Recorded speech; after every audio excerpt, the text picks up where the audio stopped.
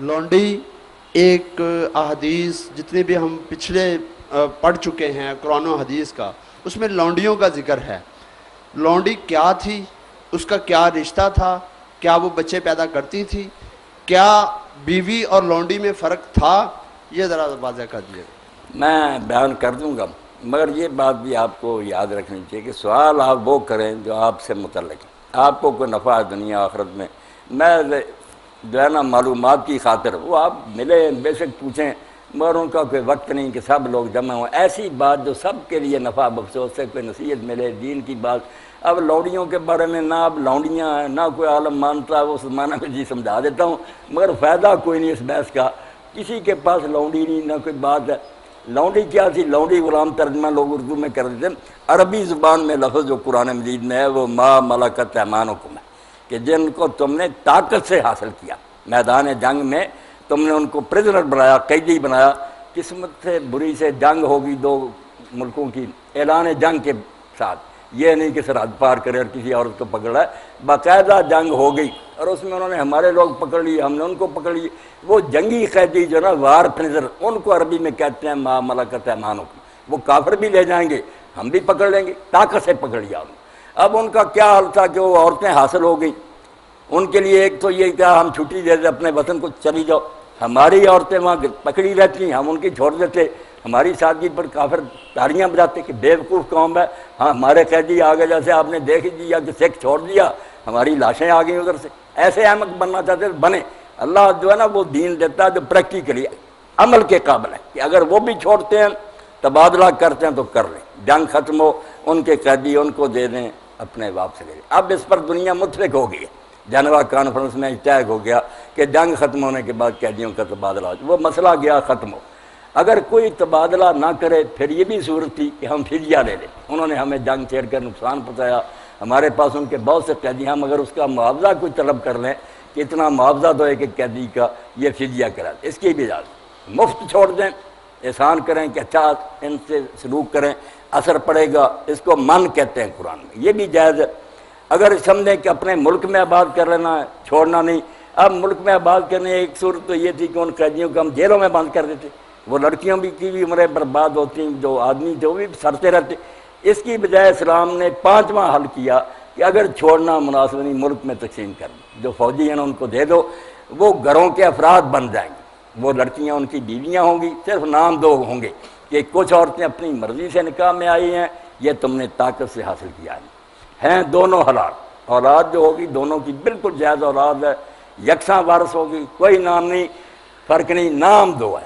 ایک ازواج ہیں، بیویاں ہیں، وہ اپنی خوشی سے نکاح میں آئی. ایک وہ ہیں جو ان کو تم نے طاقت سے پکڑا. اب حکومت کا الاٹ کر دینا کہ یہ صفائی کو دے دی، جس طرح باپ بیٹی دیتا، اس سے بڑھ کر ہے کہ حق میں وقت نے دے دی. اندراج ہو گیا، وہ سپاہی کی بیوی ہے، اس سے جو اولاد ہوگی بالکل حلال ہوگا. یہ ہیں لونڈیاں نہ کار کریں، اور اصل نام ہی قرآن کا لینا چاہیے کہ ملک یمین ہے. طاقت کے ذریعہ ان کو ہم نے گرفتار کیا، ان کا یہ حل ہے. باقی عام لوگ اگر اپنے بچے بیچتے ہیں، لوگ پکڑ کر بیچ دیتے ہیں، یہ جرم اتنا بڑا جرم ہے.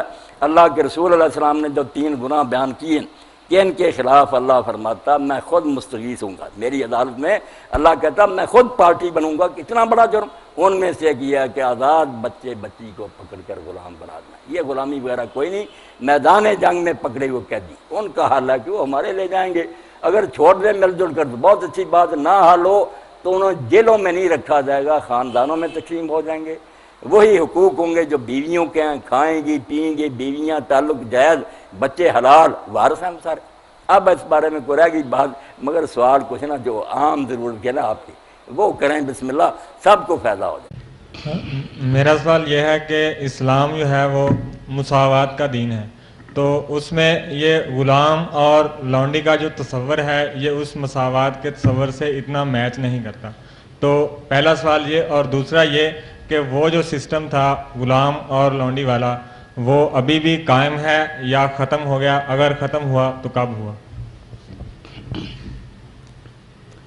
پہلی بات تو آپ سارے حضرات جو ہے نا اپنے ذہن میں بٹھائیں کہ دین اسلام میں مساوات نام کی کوئی چیز نہیں. جو کوئی اٹھتا نا مساوات فطرت کے خلاف بالکل ایک ایسی بیہودہ بات ہے جس کا کوئی جواز ہی نہیں ہے. گرم اور سرد ایک طرح کے نہیں ہو سکتے، میٹھا اور کڑوا یکساں نہیں ہو سکتے۔ مساوات کیا بےہودگی ہے۔ اسلام عدل کا حکم دیتا، عدل کہ ہر شے کو وہ مقام دو جس کے وہ لائق ہے۔ ایک عالم ہے، پروفیسر ہے، ڈاکٹر ہے، اس کو جو عزت ہم دیں گے وہ ایک جاہل ان پڑھ کو دیں گے؟ یہ مساوات کیا ہو کہ سب کو برابر کر، بیوقوفوں کے بعد۔ اور ایک ڈاکو ہے، چور ہے، اس کو بھی عزت نہیں جو ایک مہمان کو دیتے ہیں کہ ان کو جیلوں میں بند نہ کرو، مہمان بنا کر گیسٹ بنا کر کی خدمت کرو۔ یہ مساوات کا لفظ نہ قرآن میں ہے، نہ اللہ کے رسول نے یہ کہا کہ مساوات کرو۔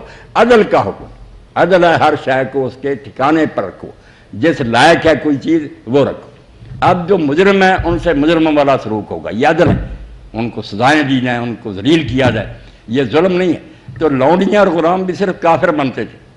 کافر میرے بچے سب سے بڑے مجرم ہیں، کیونکہ ہمارے ذہنوں میں دین کی اہمیت نہیں، اس لیے ہم اس جرم کو نہیں سمجھتے۔ یہ چوروں اور ڈاکوؤں کے مقابلہ میں زیادہ مجرم ہے کہ خدا کی مخلوق ہیں، اس کی زمین پر رہ رہے ہیں، اس کی سلطنت میں، اور سلطنت میں رہتے یہ باشندے اس کے باغی، اس کے بھیجے ہوئے حاکم کو نہیں مانتے، رسول کو۔ اس لیے کفار کی کوئی عزت نہیں۔ اللہ تعالیٰ نے اگر رعایت دیجیے نا بہت مشکل سے، ورنہ یہ اسلامی قانون میں ایکسیپشن سمجھیں کہ کوئی شخص کسی ملک کے آئین کو نہ مانے، اس کو کون شرعی حقوق دیتا؟ نہ امریکہ دیتا، نہ برطانیہ دیتا۔ پہلے حرف اٹھانا پڑتا ہے کہ میں اس ملک کے آئین کا وفادار رہوں۔ جب ملک کا آئین قرآن و سنت، اور ان کو ہم جانتے ہیں کہ اس کے منکر ہیں، کیا ان کو شرعی مانے؟ مگر اللہ نے کہا چلو اس لیے کہ شاید یہ رہتے رہتے اسلام قبول کے رہ دی، وہ بھی بڑی مشکل حتیٰ یہ ذلیل ہو کر آئیں، ہاتھوں پر ٹیکس رکھا ہوا اور حاکم وقت کے سامنے پیش ہو کے ٹیکس لیا اور ذلیل ہوں، کوئی عزت نہ دو ان کو احساس ہو کہ خدا کے خلاف، قانون کے خلاف چلنے کا نتیجہ یہ ہے۔ جیسے ڈاکو کو ہتھکڑیاں لگائی جاتی ہیں نا، یہی بات، یہ باغی ہیں خدا کے، اس لیے ان کو اگر غلام بنایا جاتا تو یہی ہے۔ جیسے ڈاکوؤں کو ہے نا جیلوں میں یا چوروں کو بند کیا، ان سے مشقتیں لی، یہ کوئی برا سلوک نہیں، یہ اسی لائق ہے کہ تم خدا کے بندے ہو کر اس کے باغی، اس کے قانون کو نہیں مانتے، اس کے رسول کے منکر۔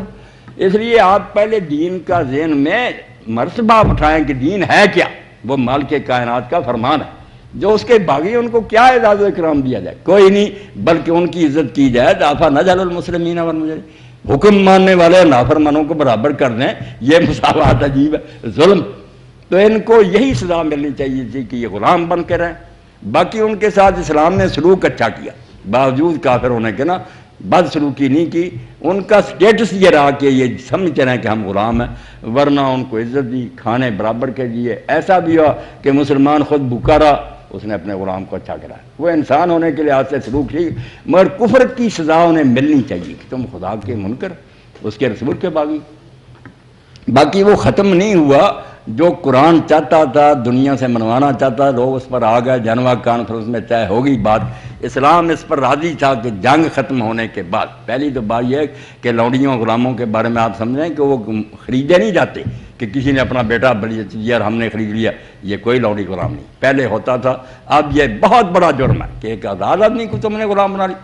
جنگ ہوگی تو وار پریزنر جو ہے نا، جنگی قیدی، ہمارے بھی ادھر پھنس جائیں گے مرد عورتیں، ان کے ہمارے ہاتھ آ جائیں، ان جنگی قیدیوں کو کہتے ہیں، قرآن کا لفظ ہے ما ملکت ایمانکم، جن کو تم نے بزور قوت گرفت میں لیا، جنگ لڑ کے۔ اب ان کا حال اسلام یہ چاہتا تھا کہ جنگ کے خاتمے کے بعد لوگ اپنے اپنے قیدی واپس لے لیں، مگر اس وقت کافر نہیں مانتے تھے، اس لیے مجبوراً دوسرا حل کر رہا۔ اب لوگ اس پر آ گئے کہ جنگ ختم ہوتی ہے قیدیوں کا تبادلہ ہو جاتا، اس لیے وہ مسئلہ نہیں پیدا ہوتا، مسئلہ نہیں ختم ہو گیا، لوگ پہلے حل پر آ گئے۔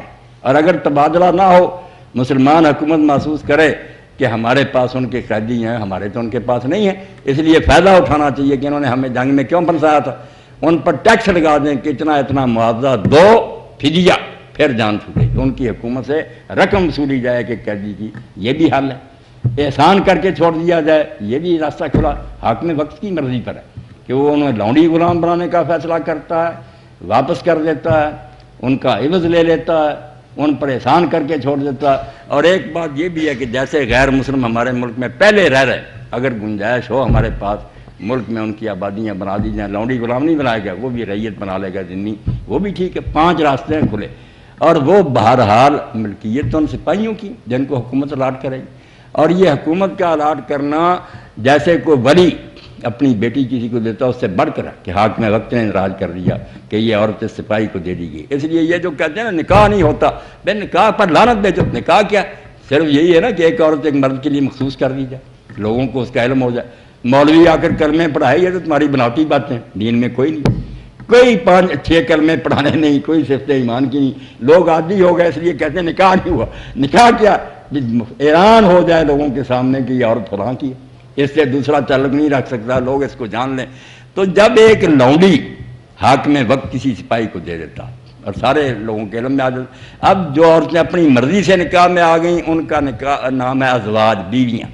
یہ جو جنگ میں آئیں اور حکومت نے دی ان کا نام ہے ما ملکت ایمانکم کو، طاقت سے حاصل کی ہیں، بالکل ان میں اولاد جو پیدا ہوگی دوسری اولاد کی طرح ہے، وراثت لے گی، کسی چیز میں فرق نہیں، نام دو رہیں گے کہ آزاد عورتیں اپنی مرضی سے نکاح میں آئی ہیں، یہ زبردستی حکومت نے قبضے میں لیا ہمیں عطا کی، اور ان سے بھی تعلق نہیں رکھ سکتے جب تک جس طرح عدت نہیں نا گزرتی، اگر ان کے پیٹ میں بچہ ہے بچہ پیدا ہونے دیا جائے، کوئی سپاہی اگر ان سے تعلق قائم کرے گا اس طرح حرام ہوگا، جس کا بچہ ہے بے شک کافر کا اس کا پیدا ہونے دیا۔ اور اگر 1 مہینہ اس نے انتظار کیا اور دیکھا کہ ابھی تو اس کو نہیں حیض آیا، پھر بھی نہیں اس کے قریب جا سکا۔ پورے شریعت کے قوانین ہیں بیوی کی طرح کے، مگر بہرحال 2 گروہ آزاد عورتیں اپنی خوشی سے نکاح کرتی ہیں، یہ تو دشمن کی عورتیں بڑی مشکل سے پکڑیں، اور یہ لوڈیاں رکھنا اور غلام رکھنا آپ خود سمجھیں کہ کوئی آسان مرحلہ نہیں، سانپ ہے گھر میں رکھیں دشمن، ان کی نگرانی رکھنا بڑا مشکل مرحلہ کہ نقصان پہنچا دیں۔